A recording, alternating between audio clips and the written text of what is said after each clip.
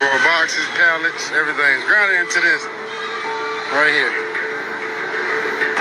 They send this stuff off to be eaten by the hogs, and then the hogs are killed, and then we eat them. I felt like I had to tell the world. Y'all believe me now? Go up the line to that big shit called the grinder.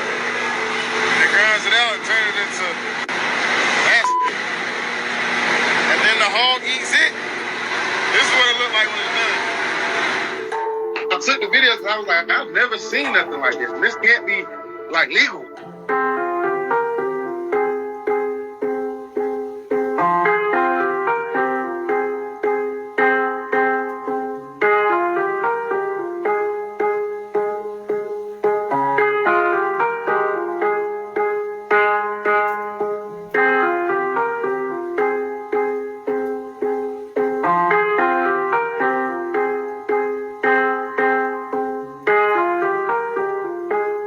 I told you guys. Shout out to all my followers. I love you guys. But let's have a little class. As you see the AAFCO, this is the official publication for things that are allowed in animal feed in America. So let's look down here. And what does this say?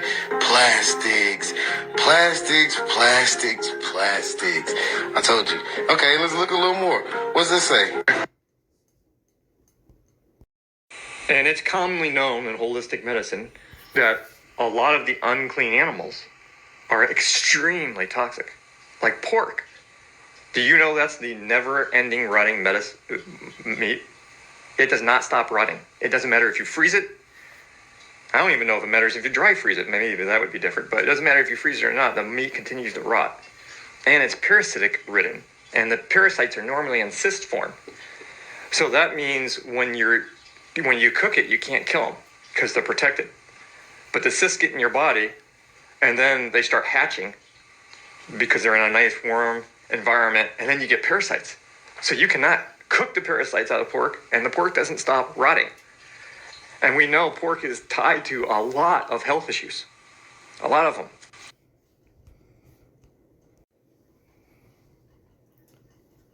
This is Isaiah 66, verse 17.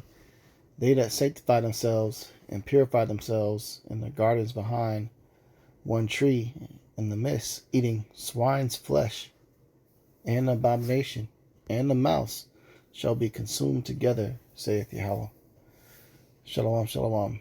First off, I give all praises, honor, and glory to Yahweh, by Hashem, Yahushai, by Hashem, HaKadosh, Yahweh being true name for the Father, Yahushai being the name of his only begotten Son, the world eagerly calls God, and Jesus Christ. I give double honor to our apostles, double honor to our elders, a great millstone, Natasha's truth that will well, insight to see hopefully that person's truth and honesty, sincerity. This is Billy Wasat, because you know this is the spirit power of Yahweh Shai. This lessons go into the spirit and edification on, unclean foods such as pork. You've seen the opening video. The animals that Yahweh Shai created, they all have a purpose. They all have a ability that they're able to do to help this earth function smoothly. And one of nature's garbage disposals, or garbage men, or garbage trucks, is pigs, swine. But yet there are so many products in the United States when it comes to food and things being processed and making things. There's so many products that have pork in them. It's ridiculous, man. It's ridiculous. But those things that Yahweh commanded us not to eat for a reason. And those animals have the ability to break down, all that trash that you see in the open video. Pork breaks that shit down. They are nature's garbage disposals, nature's garbage men. If you have a pig on your farm, its purpose is to basically eat the trash. Okay? That's what its purpose is. You're not supposed to be eating the pig. You're supposed to let the pig eat all the bullshit, around your property. And pigs and swine will even eat feces and poop. Now them themselves, of course, they're going to leave their own waste. But, you're supposed to use animals for a specific purpose, and food is not one of them when it comes to pigs, man. And it tells you in the book of Leviticus. Grab that. Leviticus 11th chapter goes into our dietary laws, things you can eat and things you can't eat.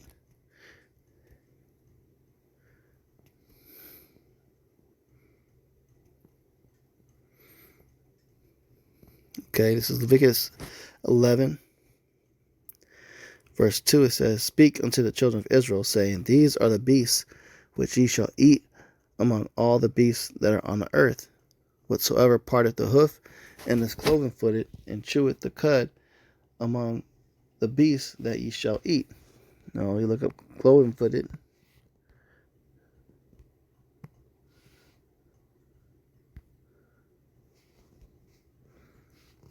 And this is an example of cloven-footed. So, you see, it has like the split toe hoofs, the fur right above the toe area or the hooves.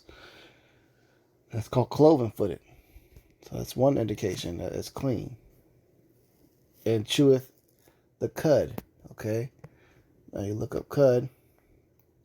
Partially digested food returned from the first stomach of ruminants to the mouth for further chewing. So animals that basically graze on grass all day long. They chew it. They have multiple stomachs for breaking that stuff down. They spit it back up and break it down even further after they chew it some more. That's what cud is. So they gotta be cloven-footed and eat, cud. It says, among the beasts that shall ye eat. So any animal that splits the hoof, okay, is cloven-footed and chews cud. All those three means that that animal is clean to eat. And you want to make sure you're still sticking to a Levitical diet, even if you're in survival situations, which we're all going to be placed in pretty soon. Okay, because everybody that's going to be going to, eating rabbits and squirrels and just scavenging for whatever food they can find, those people are not going to make it very long. Okay? This is Ezekiel 4:13. It says, "And Yahweh said, Even thus shall the children of Israel eat their defiled bread among the Gentiles, whither I will drive them." Okay, so our food being tainted with and poisoned is part of a curse that we have to go through and deal with. Okay, it's like no matter what, where you go order food, you may order something and they bring it out to you, they cook it, but at that same spot on that same stove, using the same utensils they use for preparing pork for other customers, which, according to the law, you're supposed to destroy the whole grill. Okay, anything that touched that carcass from swine is considered unclean. So we've been forced to eat defiled bread, man. But all we can do is what we can do, to the best of our ability, literally what's the power that's in our hands, is to just make sure we read labels and try to avoid, that stuff altogether. Okay.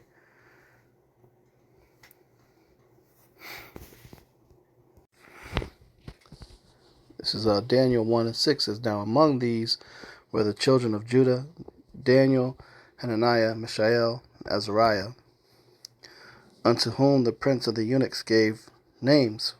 For he gave unto Daniel the name of Belteshazzar, and to Hananiah of Shadrach, and of Mishael of Meshach, and of Azariah of Abednego. But Daniel purposed in his heart that he would not defile himself with the portion of the king's meat, nor with the wine which he drank.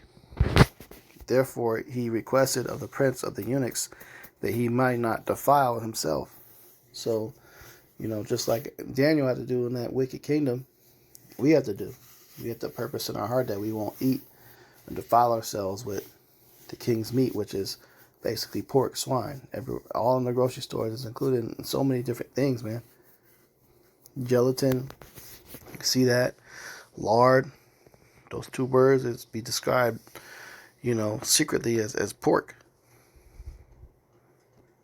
But you see what those video clips I played, stuff has deadly consequences, man. And you go to all these restaurants and they serving the shit, man, and then they accidentally put it on your plate. That's why you gotta pray over your food and pray Yahweh Shem Shai, reveal it to you if it's been defiled or unclean. Okay.